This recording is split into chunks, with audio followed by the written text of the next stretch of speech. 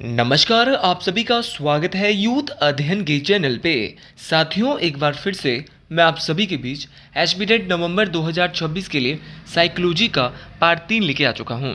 Part 3 का जो पहला क्वेश्चन है कि स्मरण प्रक्रिया की पहली अवस्था है the first age of memories. तो आपका जो स्मरण प्रक्रिया है, आपकी जो फर्स्ट एज ऑफ मेमोरी है वो कौन सी है? तो है एनकोडिंग, आपका कोड संकेतन। ऑप्शन नंबर ए यहाँ पे बिल्कुल सही हो जाएगा। ये क्वेश्चन कई बार जो है वो टेट परीक्षाओं में पूछा गया है कि आपकी कूट संकेतन की आपकी जो पहली प्रक्रिया है, आपका जो शुरुआती चरण है उसका नाम क्या है? तो उसका नाम एनकोडिंग है, उसका नाम कूट संकेतन है। साथियों, अगर बात करें आपके स्मरण की यहाँ पे कितनी स्टेजेज है, तो अगर बात करें हमारी मेमोरी है, मेमोरी की जो प्रोसेस है, मेमोरी की जो प्रक्रिया है, उसके लगभग 3 स्टेज है, 3 चरण है। सबसे पहला चरण होता है उसका कूट संकेतन, जो कि सबसे पहला और शुरुआती चरण माना जाता है। अब इसमें क्या होता है? तो ये एक ऐसा स्मरण की प्रक्रिया है जहाँ पे हम बाहरी वातावरण से जितनी भी चीज़ें हमको प्राप्त होती है, जितनी भी सूचनाएं हैं, चाहे संदेश है, चाहे ध्वनियाँ हैं, उनको हम मस्तिष्क के द्वारा क्या करते हैं? ग्रहण करते हैं। तो उसी को हम यहाँ पे एनकोडिंग बोलते हैं।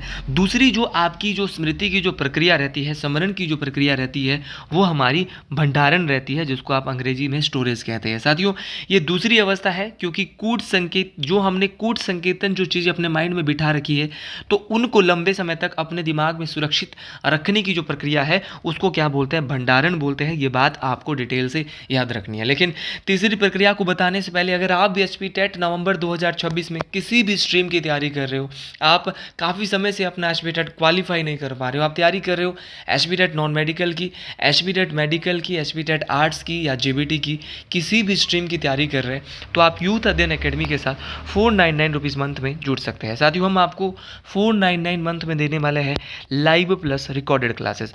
रिकॉर्डेड का मतलब है कि अगर आप कहीं भी और किसी भी समय क्लासेस को देखना चाहते हैं, अगर आप लाइव क्लासेस नहीं लगा पाए, हमारी मान लो लाइव क्लासेस, कोई क्लास 2 बजे होती है, कोई 1 बजे होती है, कोई सुबह 9 बजे होती है, अगर आप उन क्लासेस को नहीं लगा पाए तो उसको आप सेम एज इट इज़ बाद में रिकॉर्डेड फॉर्म में बाद में आराम से देख सकते हैं। तो जो भी भाई बहन हमारे साथ जुड़ना चाहता है, साथ में फ्री हैंड रिटन नोट्स हमारे बैच के साथ आपको मिलने वाले हैं। 7876145409, आप इस नंबर पर कॉन्टैक्ट करके हमारे बैच का हिस्सा बन सकते हैं। साथियों, हमारे पास आपके लिए वो हैंड रिटन नोट्स है जिससे हज़ारों बच्चे अपने एचपीटेट को इससे पहले भी क्वालिफाई कर चुके हैं। साथियों, आगे बढ़ते हैं। तीसरी जो प्रक्रिया है स्मरण की जो मानी जाती है, वो होती है हमारी रिटेरवल। रिटेरवल को बोलते हैं पुनर्द्वार। पुनर्द्वार का मतलब है कि ये स्मरण प्रक्रिया की अंतिम अवस्था। अगर पूछेगा कि बीच की अवस्था कौन सी है, तो बीच की अवस्था संग्रहण है, भंडारण है, जिसको एनकोडिंग आप बोलते हैं। लेकिन आपका जो तीसरी जो अवस्था है वो आपका पुनर्द्वार है, रिटायरबल है भाई, और ये अंतिम अवस्था मानी जाती है आपकी मेमोरी की। चलिए अगले क्वेश्चन की ओर बढ़ते हैं। अगला क्वेश्चन बोल रहा है कि लेव वाइगोत्स्की के अनुसार डैश बच्चों के संकल्पनात्मक योग्यताओं के विकास में महत्वपूर्ण भूमिका निभाता है। देखिए, वाइगोत्स्की साहब के अनुसार जो है वो बच्चों के जो संकल्पनात्मक जो योग्यताएं हैं उसका जो विकास होता है, उसमें जो महत्वपूर्ण भूमिका निभाने का जो काम करता है वो करता है सहकर्मी सहयोग, आपका पीर कोलैबोरेशन। अच्छा, पीर कोलैबोरेशन क्या होता है, सहकर्मी सहयोग क्या होता है, लेकिन उससे पहले आपको पता होना चाहिए कि जो लेव वाइगोत्स्की है इसके द्वारा कौन सा सिद्धांत दिया गया। तो इसके द्वारा सोशियो कल्चर थ्योरी, तो सोशियो कल्चर थ्योरी जो दी गई थी वो आपके वाइगोत्स्की साहब के द्वारा दी गई थी। और मेरे भाई, जब हम बात करते हैं वाइगोत्स्की साहब की, तो इसके द्वारा सोशियो कल्चर थ्योरी दी गई थी। मेरे भाई, इसमें क्या बात की गई? तो इसमें माना था कि जो बच्चा है वो अपने उसका जो संज्ञानात्मक विकास है वो उसके समाज, संस्कृति और जो सामाजिक अंतक्रिया से होता है। जब बच्चा समाज के साथ और संस्कृति के साथ खुद को ढालेगा तो उसका क्या है, उस इंटरेक्शन से जो है उसका क्या हो सकता है, आपका उसका सोशल जो है वो सामाजिक विकास उसका हो सकता है। ये मानना था लेव वाइगोत्स्की साहब का। इसी के तहत इन्होंने जो है जेपीडी की बात करी थी। जेपीडी का मतलब क्या होता है? तो जेपीडी जो है वो किस में आता है? तो जेपीडी का मतलब होता है जोन प्रॉक्सिमल डेवलपमेंट। तो जोन ऑफ प्रॉक्सिमल डेवलपमेंट का नाम है, जिसको समीपस्थ विकास क्षेत्र भी कहा जाता है। मतलब कि ये भी वाइगोत्स्की साहब के द्वारा जी यहाँ पे इसके बारे में भी बताया गया था, जहाँ पे जो है वो क्या बोला गया था कि बच्चे उस स्तर तक आसानी से पहुँच सकते हैं जहाँ वो अपने दोस्तों या बड़े के सहयोग से चीज़ों को या समस्याओं का समाधान करना सीखते हैं। तो ये बात यहाँ पे बोली गई थी जेपीडी में। तो तमाम चीज़ें मोस्ट इंपॉर्टेंट है, तमाम चीज़ें परीक्षाओं में बार बार पूछी जाती है। और वाइगोत्स्की साहब का जो सिद्धांत है, जिसका नाम था आपका सोशियो कल्चरल थ्योरी। अगले क्वेश्चन की ओर बढ़ते हैं। अगला क्वेश्चन मोस्ट इंपॉर्टेंट रहने वाला है। अच्छा, क्वेश्चन बोल रहा है क्या? तो क्वेश्चन बोल रहा है कि स्किनर का क्रिया प्रसूत अनुबंधन का जो सिद्धांत है वो किस पर आधारित है। तो स्किनर साहब का जो theory of operant conditioning theory है वो किस पर बेस्ड है? तो ये आपकी पुनर्वलन, जिसको आप रिइंफोर्समेंट बोलते हैं, उस पर आधारित है। अच्छा, जो स्किनर साहब हैं, इनके द्वारा एक अमेरिकी मनोवैज्ञानिक है। क्वेश्चन ये भी पूछा जाता है कि वीएफ स्किनर किस देश के मनोवैज्ञानिक है? तो एक अमेरिकी मनोवैज्ञानिक है और इनके द्वारा ऑपरेंट कंडीशनिंग थ्योरी, क्रिया प्रसूत अनुबंधन का सिद्धांत दिया गया था। अच्छा, इनकी जो ये क्रिया प्रसूत अनुबंधन का सिद्धांत है, इस पर जो है वो रिइंफोर्समेंट को इन्होंने क्यों बेस बनाया, क्यों आधार बनाया? क्योंकि साथियों, उनके अनुसार, जो ये स्किनर साहब है, इनके अनुसार जब हम किसी क्रिया को दोहराए जाने की संभावना उस बात पर निर्भर करती है जब हम किसी परिणाम को सकारात्मक या नकारात्मक प्राइस देते हैं। ठीक है, अगर कोई व्यक्ति अच्छा काम कर रहा है और उसको हम क्या दे रहे हैं, उसकी प्रशंसा कर रहे हैं, उसको हम पुरस्कार दे रहे हैं, तो उस व्यवहार की जो पुनरावृत्ति है वो बढ़ जाएगी। मतलब कि एक बच्चा है, उस बच्चे को, मैंने आपका साइकोलॉजी का टेस्ट लिया, आप मेरे स्टूडेंट हो, आपके जो नंबर है 10 में से 9 आ गए, तो मैं बोलूँगा बहुत बढ़िया बेटा, आप बहुत अच्छा कर रहे हो सकता है आप फिर और अच्छा सोचोगे, हम और अच्छा करेंगे। तो यही पुनर्बलन है, आप अगले बार 10 में से 10 नंबर लेके आओगे। तो ये चीज़ हमको यहाँ पे समझनी है। तो पुनर्बलन आप समझ गए होंगे, रिइंफोर्समेंट वही, अगर आपको शाबाशी देंगे तो आप उस काम को और ज़्यादा बढ़ाएंगे और अधिक बार करेंगे। अच्छा, अनुबंधन क्या होता है, ये मेरे दिल और दिमाग में था, मैं आपको समझाऊं, क्योंकि ऑप्शन के बारे में समझाना यूथ अध्ययन जब से चैनल बना है तब से खासियत रही है। इसीलिए जितने भी मेरे भाई बहन हैं, महादेव की कृपा से चैनल चलता है, इसीलिए ज़्यादा से ज़्यादा लोगों तक इस चैनल को आप शेयर कर सकते हैं।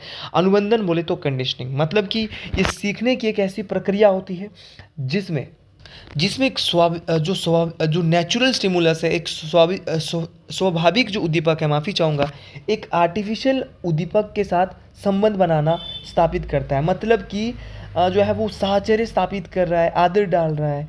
जैसे कि आपका इवान पावलोव का शास्त्रीय अनुबंधन का सिद्धांत, जिसमें कुत्ते के मुंह में जो घंटी की जो आवाज़ सुनते ही एक लार आ जाती थी, तो वो चीज़ है। आपका जो है आर्टिफिशियल चीज़ के साथ आपका नेचुरल चीज़ भी कनेक्ट हो जाती है, उसी को हम क्या बोलेंगे, अनुबंधन।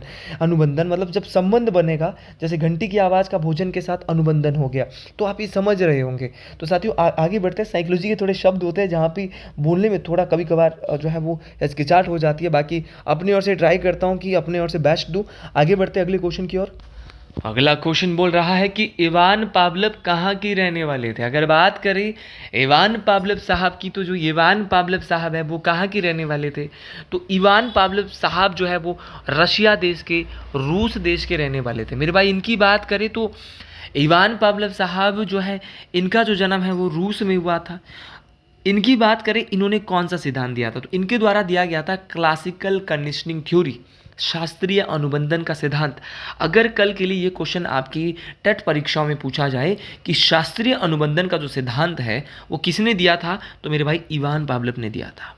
इनको 1904 में ये क्वेश्चन पूछा जाता है कि 1904 में क्या मिला था?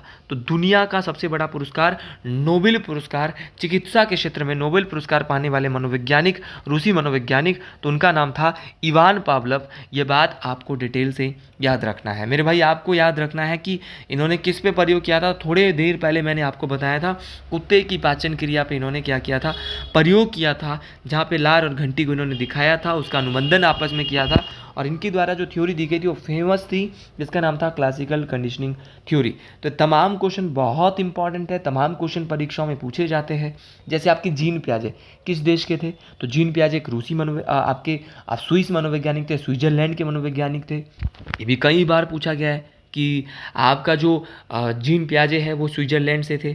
आपका सिगमंड फ्रॉइड कहाँ से थे? तो सिगमंड फ्रॉइड साहब आपके ऑस्ट्रिया देश, कहाँ से थे? आपके ऑस्ट्रिया से थे। ठीक है, सिगमंड फ्रॉइड के अलावा जिनके द्वारा साइको एनालिसिस की थ्योरी, मनोविश्लेषणवाद का सिद्धांत दिया गया था। अच्छा, उसी प्रकार आपका बात करें बी एफ स्किनर, आपको थोड़ी देर पहले बोला अमेरिका से संबंध रखते हैं। आपका लीव वाइगोत्स्की, भाई वाइगोत्स्की की बात करी थी ना इसी क्वेश्चन पेपर में, वो भी रूस से थे जिन्होंने सामाजिक सांस्कृतिक सिद्धांत सोशियो कल्चरल थ्योरी दी थी, जेपीडी का सिद्धांत दिया था। अब्राहम मैस्लो कहाँ से थे? तो अगर बात करें अब्राहम मैस्लो की, तो जिनके द्वारा आवश्यकताओं का पदानुक्रम का सिद्धांत दिया गया था, तो अब्राहम मैस्लो जो है वो आपके किस देश से थे? तो वो आपके थे कहाँ से? अमेरिका से थे। आपका कार्ल रोजर्स एक मनोवैज्ञानिक थे जिनके द्वारा यहाँ पे व्यक्ति केंद्रित चिकित्सा की बात की गई थी, तो वो भी अमेरिका से थे। जेबी वॉटसन वो भी अमेरिका से थे। तो मैक्सिमम तो विलियम जेम्स अमेरिकी मनोविज्ञान के जनक, वो भी अमेरिका से थे। अल्बर्ट बंडूरा, भाई ये बहुत इंपॉर्टेंट है, अल्बर्ट बंडूरा कनाडा से भी था और आपका अमेरिका से भी था। तो अल्बर्ट बंडूरा क्यों फेमस है? क्योंकि उन्होंने बोबोडोल एक्सपेरिमेंट किया था अपनी सामाजिक अधिगम सिद्धांत की थ्योरी में, सोशियो लर्निंग थ्योरी में, ठीक है। तो बोबोडोल प्रयोग किसने किया था? तो अल्बर्ट बंडूरा ने किया था। एरिक एरिक्सन जर्मनी और अमेरिका दोनों से थे। अल्फ्रेड विने फ्रांस से थे। तो ऐसा नहीं कि, लेकिन ज़्यादातर जो मनोवैज्ञानिक है वो अमेरिका, रूस, हर एक देश से थे, ऐसा नहीं है कि एक ही देश से थे। अगले क्वेश्चन की ओर बढ़ते हैं। अगला क्वेश्चन बोल रहा है कि साइकोलॉजी शब्द की उत्पत्ति किस भाषा से हुई है? ये क्वेश्चन भी कहीं ना कहीं काम आने वाला क्वेश्चन है भाई। साइकोलॉजी शब्द की जो उत्पत्ति है वो आपके ग्रीक लैंग्वेज से हुई है। ऑप्शन नंबर सी यहाँ पे बिल्कुल सही हो जाएगा। देखिए साइकोलॉजी जो ये शब्द है वो दो शब्दों से मिलकर बना है। एक शब्द है आपका साइके, आपको समझना है मेरे भाई, क्योंकि ये बात बहुत इंपॉर्टेंट है और मेरा फर्ज बनता है कि मैं बहुत ही डिटेल से आपको हर एक चीज़ समझाऊं। साइकी एक शब्द है, साइकी। साइकी का मतलब क्या होता है पहले तो आपको पता होना चाहिए। साइकी का जो मतलब होता है वो सोल होता है, आत्मा होता है। और दूसरा जो शब्द है वो है लोगोस। लोगोस का मतलब क्या है मेरे साथी?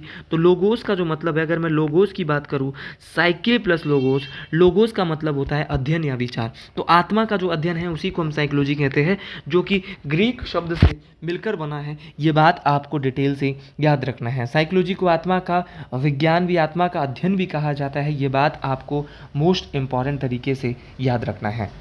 अब क्वेश्चन पूछा जाता है कि साइकोलॉजी को जो है वो स्टडी ऑफ सोल, आत्मा का जो विज्ञान है, स्टडी सोल ऑफ साइंस, किसने कहा था?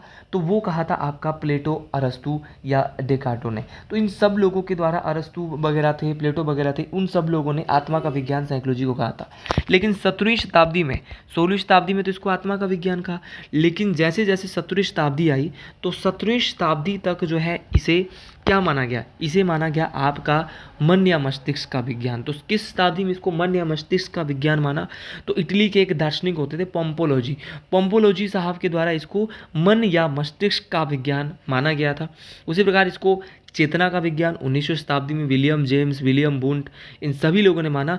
लेकिन भैया वर्तमान में इसको जेबी जो वॉटसन साहब है उन्होंने क्या माना? व्यवहार का विज्ञान, स्टडी ऑफ बिहेवियर, व्यवहार का जो विज्ञान है। तो वर्तमान में जो मनोविज्ञान है वो किसका विज्ञान है? तो व्यवहार का विज्ञान है। 20वीं शताब्दी में इसको व्यवहार का विज्ञान कहा जाता है। किसने माना है? ये जेबी जॉन वी वॉटसन। ये बात आपको डिटेल से, ये बात आपको मोस्ट इंपॉर्टेंट तरीके से याद रखनी है। तमाम क्वेश्चन बहुत इंपॉर्टेंट है, तमाम क्वेश्चन को आप ध्यान से सुनते हुए जाइए, कोई ना कोई क्वेश्चन पेपर में जरूर आने वाला है। चलिए आगे बढ़ते हैं कि मनोविज्ञान की प्रथम प्रयोगशाला को किसने स्थापित किया। अगर बात करें मनोविज्ञान की प्रथम प्रयोगशाला की, तो मनोविज्ञान की जो प्रथम प्रयोगशाला है उसको जो स्थापित करने का जो काम किया था वो किया था डब्ल्यू वुंट ने, विलियम वुंट ने। विलियम वुंट के द्वारा यहाँ पे मनोविज्ञान की प्रथम प्रयोगशाला खोली गई थी।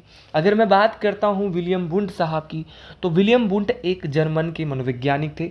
और जब हम इनकी बात करते हैं तो इनको father of experimental psychology, father of experimental psychology बोले तो जब पहली प्रयोगशाला खोली तो उसी समय तो क्या किया होगा इन्होंने? एक्सपेरिमेंट किया होगा। तो इसीलिए फादर ऑफ एक्सपेरिमेंटल साइकोलॉजी, प्रयोगात्मक मनोविज्ञान का जनक जो है वो किसे कहा जाता है? तो विलियम वुंट को कहा जाता है। अब आप बोलेंगे कि प्रथम प्रयोगशाला कब खोली? तो ये खोली थी 1879 में। ये क्वेश्चन ना जाने टेट परीक्षाओं में कितने बार आ गया है। अच्छा 1879 में खोली, कौन सी प्रयोगशाला थी? तो ये प्रयोगशाला जर्मनी के लिप्जिंग में खोली गई थी। तो जर्मनी के लिप्जिंग विश्वविद्यालय में दुनिया की पहली आधिकारिक जो प्रयोगशाला है, साइकोलॉजी की जो लैब है, वो 1879 में खोली गई थी। ये बात आपको डिटेल से याद रखना है। साथियों इन्होंने जो है वो संरचनावाद, जिसको आप स्ट्रक्चरलिज्म बोलते हैं, मुंडन मनोविज्ञान में संरचनावाद जो संप्रदाय है उसकी नींव रखी। हालांकि जो एडवर्ड टीचनर है इसको आगे बढ़ाया था, ये बात आपको डिटेल से याद रखना है। ये तमाम बातें मोस्ट इंपॉर्टेंट है। आप तो सिगमंड फ्रॉइड के बारे में सोच रहे होंगे, क्वेश्चन तो चल रहा है विलियम वुंड के बारे में, लेकिन सोच रहे होंगे चलो फ्रॉइड की भी बात कर लेते हैं, क्योंकि सर ज़रूर बताएंगे। तो बताऊंगा definitely. Father of psychoanalysis, मनोविश्लेषणवाद का जनक, जिन्होंने मानव के मन को 3 भागों में, कॉन्शियस माइंड, अनकॉन्शियस और सबकॉन्शियस, चेतन, अचेतन और अर्धचेतन के बारे में जो बताने का जो काम किया था, चेतन, अचेतन और अर्धचेतन, वो किया था किसने? आपका सिगमंड फ्रॉइड ने अपने साइको एनालिसिस थ्योरी में। मेरे भाई इनके बारे में अगर मैं कहूँ तो इन्होंने व्यक्तित्व को 3 भागों में बांटा था। इसमें इन्होंने इड, ईगो और सुपर ईगो की बात करी थी। इवान पावलोव, भाई क्लासिकल कंडीशनिंग थ्योरी नहीं बताऊंगा इनके बारे में, बहुत बार बता चुका हूँ। जेबी वर्सन, अमेरिकी मनोवैज्ञानिक, फादर ऑफ व्यवहारवाद, बिहेवियरिज्म, फादर ऑफ बिहेवियरिज्म के जो जनक है वो आपके जेबी वर्सन है। ये बात आपको डिटेल से वाटसन साहब के बारे में याद रखनी है। चलिए अगले क्वेश्चन की ओर बढ़ते हैं। और साथियों आपको बताना चाहता हूँ, जो भी मेरा भाई बहन एसपीटेट या एसपीटेट के अलावा हिमाचल प्रदेश पुलिस परीक्षा की भी तैयारी कर रहा है, बहुत ही एक्सपीरियंस फैकल्टी है, ऐसी फैकल्टी जो बेहतरीन तैयारी आपको कराने वाली है। कोई भी आपका भाई बहन सगा संबंधी है, पुलिस परीक्षा की तैयारी कर रहा है, और फीस कोई ज़्यादा नहीं है, घर बैठे 399 रुपये में हर एक सब्जेक्ट का अलग अलग टीचर और बेहतरीन एक्सपर्ट टीचर इसके लिए मैंने लाए हैं। तो आप सभी लोग जुड़ सकते हैं। खुद मैं इसमें जीके पढ़ाने वाला हूँ, बाकी अलग अलग सब्जेक्ट के अलग अलग टीचर हैं।